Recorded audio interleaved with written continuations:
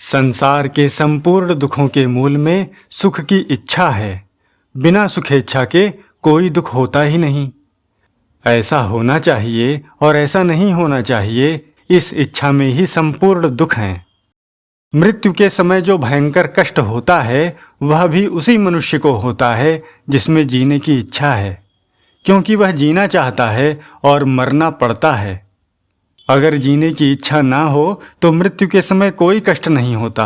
प्रत्युत जैसे बालक से जवान और जवान से बूढ़ा होने पर अर्थात बालकपन और जवानी छूटने पर कोई कष्ट नहीं होता, ऐसे ही शरीर छूटने पर भी कोई कष्ट नहीं होता। गीता में आया है, देहिनोऽस्मिन् यथा देहे कौमारम यौवनम जरा तथा देहांतर प्राप्तिर्धीरस्तत्र न मुह्यति। देहधारी के इस मनुष्य शरीर में जैसे बालकपन, जवानी और वृद्धावस्था होती है, ऐसे ही देहांतर की प्राप्ति होती है। उस विषय में धीर मनुष्य मोहित नहीं होता। वासांसि जीर्णानि यथा विहाय नवानि गृह्णाति नरोपराणि तथा शरीराणि विहाय जीर्णा न्यन्यानि संयाति नवानि देहि। जैसे मनुष्य पुराने कपड़ों को छोड़कर दूसरे नए कपड़े धारण कर लेता है, ऐसे ही देही पुराने शरीरों को छोड़कर दूसरे नए शरीरों में चला जाता है। शरीर में अध्यास अर्थात मैंपन और मेरापन होने से ही जीने की इच्छा और मृत्यु का भय होता है। कारण कि शरीर तो नाशवान है पर आत्मा अमर है और इसका विनाश कोई कर ही नहीं सकता। विनाशम व्ययस्यास्य न कश्चित् कर्तुमर्हति न हन्यते हन्यमाने शरीरे। राम मरे तो मैं मरूं, नहीं तो मरे बलाए, अविनाशी का बाल का मरे न मारा जाए। शरीर प्रतिक्षण मरता है, एक क्षण भी टिकता नहीं, और आत्मा नित्य निरंतर ज्यों का त्यों रहता है, एक क्षण भी बदलता नहीं। अतः जीने की इच्छा और मृत्यु का भय न तो शरीर को होता है और न आत्मा को ही होता है, प्रत्युत उसको होता है जिसने स्वयं अविनाशी होते हुए भी नाशवान शरीर को अपना स्वरूप मान लिया है। शरीर को अपना स्वरूप मानना अविवेक है, प्रमाद है, और प्रमाद ही मृत्यु है। प्रमादो वै मृत्यु। प्रकृति में स्थित पुरुष ही सुख दुख का भोक्ता बनता है। पुरुषः प्रकृतिस्थो ही भुंक्ते प्रकृति जान गुणान। पुरुष प्रकृति में स्थित होता है अविवेक से। स्वरूप को शरीर और शरीर को अपना स्वरूप मानना अविवेक है। यह अविवेक ही दुख का कारण है। तात्पर्य है कि मनुष्य नाशवान को रखना चाहता है और अविनाशी को जानना नहीं चाहता, इस कारण दुख होता है। अगर वह नाशवान को अपना स्वरूप न समझे और स्वरूप को ठीक जान जाए तो फिर दुख नहीं होगा। शरीर में जितना अधिक मैंपन और मेरापन होता है, मृत्यु के समय उतना ही अधिक कष्ट होता है। संसार में बहुत से आदमी मरते रहते हैं, पर उनके मरने का दुख कष्ट हमें नहीं होता, क्योंकि उनमें हमारा मैंपन भी नहीं है और मेरापन भी नहीं है। मृत्यु के समय एक पीड़ा होती है और एक दुख होता है। पीड़ा शरीर में और दुख मन में होता है। जिस मनुष्य में वैराग्य होता है उसको पीड़ा का अनुभव तो होता है पर दुख नहीं होता। हाँ, देह में आसक्त मनुष्य को जैसी भयंकर पीड़ा का अनुभव होता है वैसा अनुभव वैराग्यवान मनुष्य को नहीं होता। परंतु जिसको बोध और प्रेम की प्राप्ति हो गई है, उस तत्वज्ञ, जीवन मुक्त तथा भगवत प्रेमी महापुरुष को पीड़ा का भी अनुभव नहीं होता। जैसे भगवान के चरणों में प्रेम होने से बाली को मृत्यु के समय किसी पीड़ा या कष्ट का अनुभव नहीं हुआ।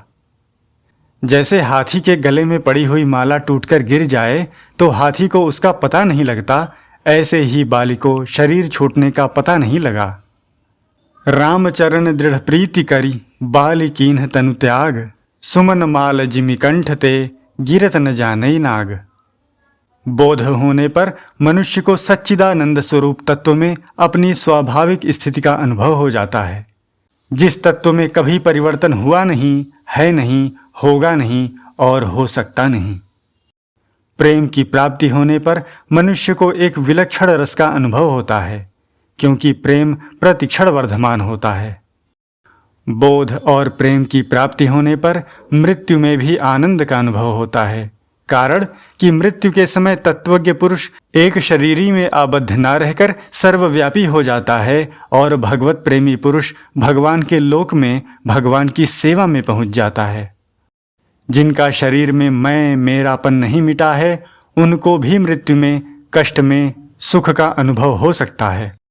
जैसे शूरवीर सैनिक में वीर रस का स्थायी भाव, उत्साह रहने के कारण शरीर में पीड़ा होने पर भी उसको दुख नहीं होता, प्रत्युत अपने कर्तव्य का पालन करने में एक सुख होता है। उसमें इतना उत्साह रहता है कि सिर कट जाने पर भी वह शत्रुओं से लड़ता रहता है। खुदीराम बोस को जब फांसी का हुक्म हुआ था, तब अपने उद्देश्य की सिद्धि से हुई प्रसन्नता के कारण उसके शरीर का वजन बढ़ गया था। स्त्री को प्रसव के समय बड़ा कष्ट होता है, परंतु पुत्र मोह के कारण उसको दुख नहीं होता, प्रत्युत एक सुख होता है, जिसके आगे प्रसव की पीड़ा भी नगण्य हो जाती है। लोभी आदमी को रुपए खर्च करते समय बड़े कष्ट का अनुभव होता है, परंतु जिस काम में अधिक लाभ होने की संभावना रहती है, उसमें वह अपने पास के रुपए भी लगा देता है और जरूरत पड़ने पर कड़े ब्याज पर लिए गए रुपए भी लगा देता है। लाभ की आशा से रुपए लगाने में भी उसको दुख नहीं होता।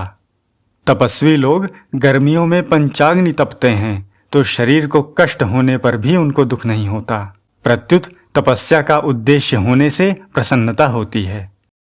विरक्त पुरुष के पास स्त्री, पुत्र, धन, मकान आदि कुछ नहीं होने पर भी उसको उनका अभाव रूप से अनुभव नहीं होता, अतः उसको दुख नहीं होता, प्रत्युत सुख का अनुभव होता है। इतना ही नहीं, बड़े बड़े धनी राजा महाराजा भी उसके पास जाकर सुख शांति का अनुभव करते हैं। इस प्रकार जब शरीर में मैं मेरापन मिटने से पूर्व भी मृत्यु में, कष्ट में सुख का अनुभव हो सकता है, तो फिर जिनका शरीर में मैं मेरापन सर्वथा मिट गया है, उनको मृत्यु में दुख होगा ही कैसे। निर्मम निरहंकार होने पर दुख का भोगता ही कोई नहीं रहता, फिर दुख भोगेगा ही कौन। अगर भीतर में कोई इच्छा ना हो तो सांसारिक वस्तुओं की प्राप्ति से सुख नहीं होता और अप्राप्ति तथा विनाश से दुख नहीं होता। इच्छा होने से ही सुख और दुख दोनों होते हैं। सुख और दुख द्वंद्व हैं, जिनसे मनुष्य संसार में बंध जाता है। वास्तव में सुख और दुख दोनों एक ही हैं। सुख भी वास्तव में दुख का ही नाम है, क्योंकि सुख दुख का कारण है। ये ही संस्पर्शजा भोगा दुख यो नव एवते। अगर मनुष्य में कोई इच्छा ना हो तो वह सुख और दुख दोनों से ऊंचा उठ जाता है और आनंद को प्राप्त कर लेता है।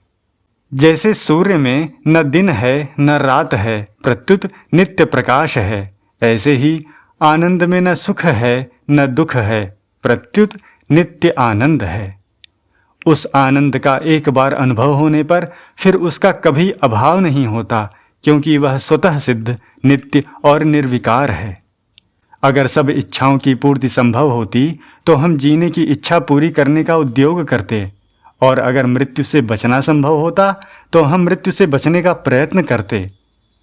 परंतु यह सबका अनुभव है कि सब इच्छाएं कभी किसी की पूरी नहीं होती, और फिर उत्पन्न होने वाला कोई भी प्राणी मृत्यु से बच नहीं सकता। फिर जीने की इच्छा और मृत्यु से भय करने से क्या लाभ। जीने की इच्छा करने से बार बार जन्म और मृत्यु होती रहेगी तथा जीने की इच्छा भी बनी रहेगी। इसलिए जीते जी अमर होने के लिए इच्छा का त्याग करना आवश्यक है। शरीर मैं नहीं है, क्योंकि शरीर प्रतिक्षण बदलता है, पर हम वही रहते हैं। अगर हम वही ना रहते तो शरीर के बदलने का ज्ञान किसको होता। बदलने वाले का ज्ञान ना बदलने वाले को ही होता है। शरीर मेरा भी नहीं है, क्योंकि इस पर हमारा आधिपत्य नहीं चलता, अर्थात इसको हम अपनी इच्छा के अनुसार रख नहीं सकते, इसमें इच्छानुसार परिवर्तन नहीं कर सकते और इसको सदा अपने साथ नहीं रख सकते। इस प्रकार जब हम शरीर को मैं और मेरा नहीं मानेंगे, तब उसके जीने की इच्छा भी नहीं रहेगी। जीने की इच्छा न रहने से शरीर छूटने से पहले ही नित्य सिद्धि अमरता का अनुभव हो जाएगा। असत का भाव नहीं है और सत का अभाव नहीं है। ना सतो विद्यते भावो ना भावो विद्यते सतः। सत सत ही है और असत असत ही है। अतः न सत का भय है न असत का भय है। अगर भय रखें तो भी शरीर मरेगा और भय ना रखें तो भी शरीर मरेगा। मरेगा वही जो मरने वाला है, फिर नई हानि क्या हुई। अतः मृत्यु से भयभीत होना व्यर्थ ही है।